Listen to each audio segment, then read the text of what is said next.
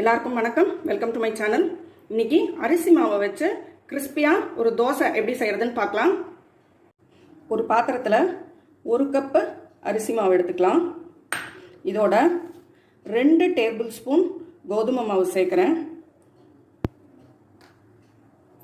இப்போது தேவையான அளவு உப்பு சேர்த்துக்கலாம்.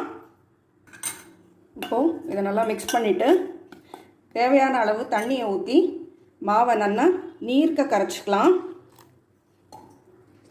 கரைச்ச மாவில் ஒரு பெரிய வெங்காயம், கொஞ்சம் கருவேப்பிலை, ஒரு 2 பச்சை மிளகாய், இஞ்சி, 1 ஸ்பூன் சீரகம், மிளகு இதெல்லாத்தையும் சேர்த்துக்கலாம். நம்ம தோசையை வாக்கலாம்.